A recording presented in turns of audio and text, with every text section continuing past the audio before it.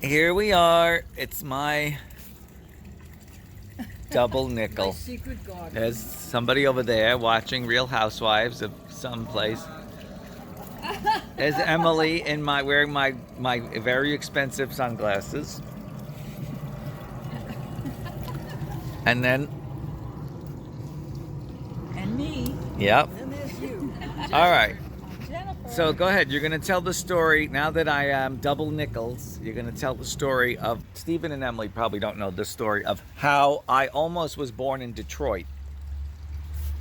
How I didn't hear what you said. How I was almost born in Detroit. I really should have been born in Detroit because Papa was in the FBI and Yeah, he was assigned to the city of Detroit out of FBI school. didn't he make you go to Detroit with him? So tell that story. What I happened? was pregnant Yes, I there. And I was in a 1964 to have Mustang. Mustang convertible with our luggage and everything in the back, and me with a huge stomach like this, because he was an 8.5 pound baby, big stomach, with my legs all bunched up and everything and a suitcase under my feet in the front seat. And when we got to Detroit, the FBI agency there that we had the address. We went there. It was a Saturday, and the guy looked at Papa and said, "I'm sorry, sir, but there aren't any rooms available." I felt like Jesus and Mary. He said, "There's no rooms available. I checked in your folder, and we got nothing to send you to rent for the time you're here." So we went to the hotel that they suggested, and I was already getting panic stricken because I'm like 8.5 months pregnant. I'm in a strange place. I don't have a place that I'm going to call my home, so I have to hook up with a doctor out there to deliver my baby. And it was just like worst thing happening after worst thing happening. What? Place to go. We tried to put our clothing into the closet. The closet was so shallow, like this big, so you hung your clothing, and half the hanger was sticking out into the room. And I think I started crying. And he called one of the other FBI guys that had been assigned to Detroit, who was staying in the same hotel, a married man without his family there, who had been looking for houses and still hadn't found one after 3 weeks. Oh, wow. He said, "I'm giving you my gun," that he was, registered to him. "Give it back, I'm leaving." And he put the FBI in. He goes through all that. Right then and there.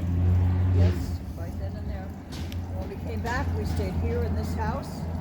the hottest day ever. Sure was. Go ahead. All right, so Papa and I weren't living in any place. We were living here at this house. And when I started to go into labor, what are you pointing at? The house. This house. Oh, this house right here. But it had a porch attached to it, which isn't since. You're kind of sitting where the porch used to be, Okay. Well, I was sitting that day too in a chaise lounge, which we still have. and in the middle, Still have it. like the early part of the morning, like 4 or 5 o'clock a.m., What about I stood up and my water broke. And Grandma being up at that time of day also, anyway, she went and got me a towel that I sat on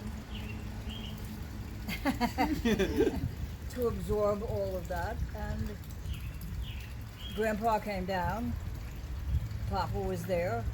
So we waited a few hours, called the doctor, what to do. I was having some labor pains, but we had to time them.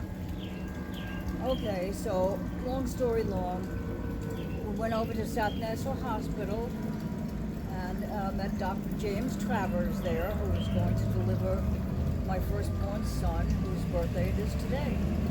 And the room that I got in, nowadays you go in and you come out like the next day.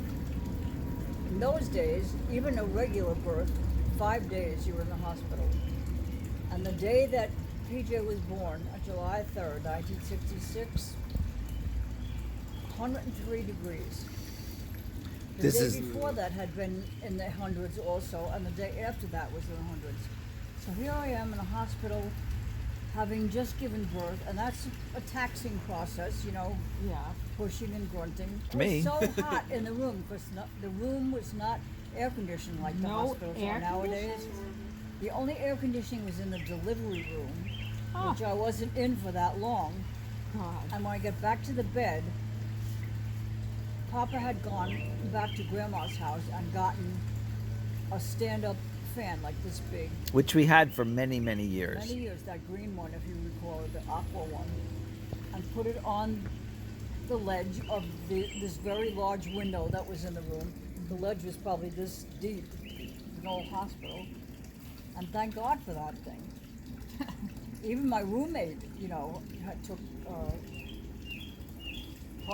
that. And Uncle PJ was born in the hospital that we passed when we come in here, South Nassau.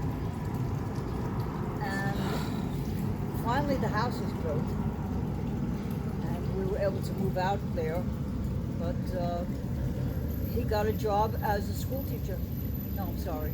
He was a school teacher before that. Got a job in the library out in Holbrook.